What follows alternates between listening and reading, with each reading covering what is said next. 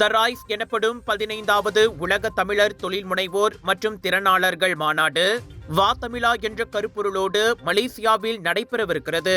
இது இங்கு நடப்பது 3வது முறையாகும். டேரா மலேசியா மற்றும் எழுமீன் எனப்படும் த ரைஸ் குழுமத்தின் ஏற்பாட்டில் ஆகஸ்ட் 15 முதல் 17 வரை பினாங்கு பட்டவத் பீகா மாநாட்டு மண்டபத்தில் இந்த 3 நாள் மாநாடு நடைபெறுகிறது.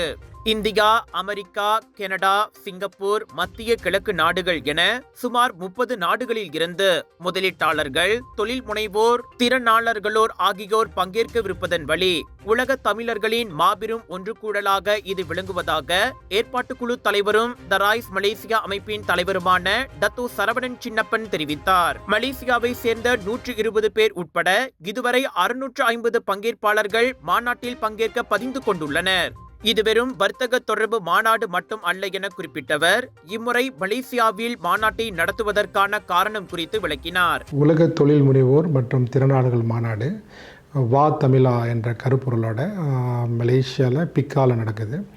இந்த மாநாடு வந்து எலிமீன், தமிழில் எலிமீன், அந்த ரைஸை வந்து தமிழில் எலிமீன் சொல்லுவோம். இந்த மாநாட்டை வந்து எடுத்து நடத்துவது வந்து மலேசியாவில் ட்ரா மலேசியா என்ற இயக்கம். இது வந்து 3வது முறையாக மலேசியாவில் நம்ம நடத்துகிறோம். நீங்கள் பார்த்தீங்கன்னா ஏறக்குறைய 30 நாடுகள்லேருந்து வராங்க. ஆனால் நம்மளோட நெட்வொர்க் பார்த்தீங்கன்னா 44 நாடுகள் இருக்குது. நான் சொன்னது போல் வந்து 15 மாநாடு செய்கிறனால நம்மளுக்கு ஏறக்குறைய வந்து இது வரைக்கும் ஒரு 10,000 பேர்த்துக்கிட்ட வந்து மெம்பர்ஸ் இருக்காங்க அப்படின்னா அந்த இதில். ஸோ அதனால் வந்து இந்த மாநாட்டுக்கு வந்து பார்த்திங்கன்னா இது வரைக்கும் ரிஜிஸ்டர் பண்ணவங்க வந்து 650 பேர் ரிஜிஸ்டர் பண்ணியிருக்காங்க. சுமார் 30 நாடுகள்லேருந்து வராங்க.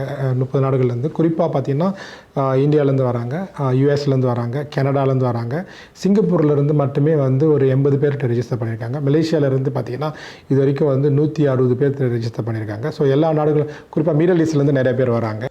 மலேசிய தொழில் முனைவோர் மற்றும் திறனாளர்கள் தங்களின் வணிக வாய்ப்புகளை விரிவுபடுத்தவும் இம்மாநாடு ஒரு களமாகவும் தளமாகவும் அமையும். அவ்வகையில் பெரிய வர்த்தகம் செய்வோர் முதல் சிறு வியாபாரிகள் வரை இதில் கலந்து கொள்ளலாம் என்றார் அவர். 5000 ரிங்கிட் பிஸ்னஸ் செய்யணும்னு இருப்பான், 50 மில்லியன் பிஸ்னஸ் செய்யணும்னு இருப்பாங்க. அப்படின்னா ஒரு ஆள் சாதாரண யூனிவர்சிட்டியில் படிச்சுட்டு நான் வந்து ஒரு வியாபாரம் செய்ய போகிறேன்னு சொன்னாக்கா அவங்களும் வந்து இங்கே இருக்கலாம். ஒரு ஸ்டார்ட் அப் பண்ண போகிறாங்கன்னா அதுக்கும் நம்ம பீச் ஃபெஸ்டிவல்னு வச்சுருக்கோம். உதாரணத்துக்கு அவங்கள்ட்ட நல்ல திட்டங்கள் இருக்குன்னா அதற்கு வந்து அவங்க பீச் பண்ணி அவங்களுக்கு வந்து முதலீடு தேடுறது இருந்தாக்கா அவங்களும் வரலாம். அது தவிர்த்து வந்து சின்ன சின்ன பிஸ்னஸ் செஞ்சுட்டு இருக்கிறோம்னா பெரிய பிஸ்னஸ் செஞ்சுட்டு இருக்கிறோம் வரலாம். உதாரணத்துக்கு நான் இங்கே பிஸ்னஸ் செஞ்சுட்டு இருக்கேன், நான் மற்ற நாடு கூட நான் இதில் 4 டேக்அவே இருக்குது. ஒன்று, ஒரு பிஸ்னஸ் மேனுக்கு என்ன தேவைப்படும்னா ஒரு பாயர்ஸ் அண்ட் செல்லர்ஸ், நான் வந்து விற்கிறேன் இல்லாட்டி வாங்குறது தான் எனக்கு அந்த மீட் தேவை, அதற்கான வாய்ப்பு இருக்குது. 2வது வந்து நான் வந்து நான் முதலீடு செய்யணும் இல்லாட்டி எனக்கு முதலீடு தேவைப்படுதுன்னு சொன்னாக்கா அதற்கான வாய்ப்புகள் இருக்குது.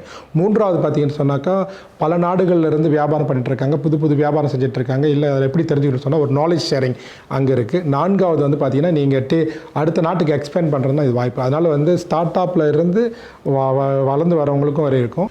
மற்ற மாநாடுகளை விட இந்த ரைஸ் மாநாடு எந்த வகையில் தனித்து நிற்கிறது என சரவணனிடம் கேட்டபோது மாநாட்டில் பல மில்லியன் கணக்கில் ஒப்பந்தங்கள் கையெழுத்தாகலாம் என கோடி காட்டிய அவர் மாநாடு அடைய விரும்பும் நோக்கம் குறித்தும் நம்முடன் பகிர்ந்து கொண்டார். பட் இங்கே என்ன செய்கிறோன்னு சொன்னாக்கா முதல் மாநாடு பார்த்தீங்கன்னா அஃப்கோர்ஸ் இந்த கவர்மெண்ட்லேருந்து வரவங்க வந்து டிஸ்கஸ் பண்ணி அவங்க பேசுவாங்க, அதெல்லாம் நடக்கும். பட் அதில் ஒரு முக்கியமான விஷயம் பார்த்தீங்கன்னா இந்த மாநாட்டுக்கு முன்னே வந்து நாங்கள் வந்து இந்த டெலிகேட்ஸ் எல்லாத்தையும் வந்து ஆன்லைன் மூலிமா வந்து அந்தந்த இண்டஸ்ட்ரி அப்படின்னா லாஜிஸ்டிக் இண்டஸ்ட்ரி, ஐடி இண்டஸ்ட்ரின்னு சொல்லிட்டு பல சம்மிட் வந்து ஆன்லைன் மாநாடு நடத்திட்டோம். அப்போ அந்த ஆன்லைன் மாநாடு நடக்கும்போது அவங்க அங்கேருந்து வரும்போதே வந்து நான் யாரை சந்திக்கணும்னு சொல்லிட்டு அவங்க முடிவு பண்ணியிருப்பாங்க, யார் கூட என்ன பிஸ்னஸ் பண்ணாங்க. எல்லாரையும் ஒரு நிமிஷம் வந்து பேச சொல்லி அவங்கள வந்து ஆர்பிஎல்னு சொல்லுவோம், ரைஸ் பிஸ்னஸ் லீக்னு சொல்லுவோம். அப்படின்னா அவங்கள வந்து ஒரு எல்லாத்தையும் வர வச்சு ஒரு நிமிஷம் வந்து ஆன்லைனில் பேச சொல்லுவோம். அப்போ அவங்களுக்கு தெரியும் அவங்க என்ன விற்கிறாங்க அப்படின்னு சொல்லிட்டு. அப்போ ஆரம்பத்திலேயே வந்து அவங்களுக்கு வந்து யாரு கூட என்ன பண்ணுன்னு சொல்கிறதுனால இங்கே வந்தாலும் அவங்க வந்து திட்டம் போட்டுருவாங்க. உதாரணத்துக்கு இந்த மாநாட்டுக்கு போனோன்னா மாநாட்டு முடிச்சுட்டு நாங்கள் இந்த ஃபேக்ட்ரி போய் பார்க்க வேண்டியது இருக்குது அப்படி சொல்லிட்டு அந்த ப்ரீ கனெக்ஷன் பண்ணுறதுனால நம்மளோட மாநாடுகளில் பல வெற்றி பார்த்தீங்கன்னு சொன்னாக்கா அந்த மாநாட்டு முடிகிற நேரத்தில் வந்து வியாபார ஒப்பந்தங்கள் சைன் பண்ணுவோம். பல மாநாடுகளில் பார்த்தீங்கன்னு சொன்னால் அவங்க மாநாடு நடத்துவாங்க, இதில் வந்து வியாபார ஒப்பந்தம் நடத்துவோம். அந்த வியாபார ஒப்பந்தம் பண்ணானே அந்த நாட்டோட கண்ட்ரி 2 கண்ட்ரி இருக்கும். உதாரணத்துக்கு நானும் சிங்கப்பூரில் உள்ள வியாபாரம் ஒருத்தனை பண்ணுறேன்னாக்கா அந்த கண்ட்ரி தலைவர் வந்து அதில் வீட்னஸ் சைன் பண்ணுவாங்க.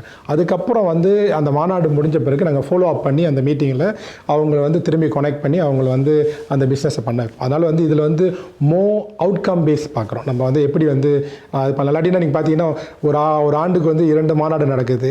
அந்த மாநாடு உலகம் முழுவதும் நடக்கும்போது வந்தவங்கள ஆரம்பத்துலேருந்து வந்தவங்க இன்னும் வராங்கன்னு சொன்னாக்கா அதுக்கு காரணம் என்னென்னாக்கா நம்மளோட அவுட்புட்டும் அவங்களோட பிஸ்னஸ் எக்ஸ்பென்ஷனும் நல்லா இருக்குன்னு அர்த்தம். முதல்ல வந்து பினாங் மாநில அரசாங்கத்துக்கு வந்து நன்றி சொல்லணும். காரணம் என்னென்னா நம்ம இந்த மாநாடு நடத்தும் போது டாக்டர் ஸ்ரீ சுந்தரராஜரும் அவங்கள சீஃப் மினிஸ்டரையும் பார்க்கும்போது அவங்க வந்து இந்த மாநாடு வந்து நம்ம செய்யலான்னு பார்த்தாங்க.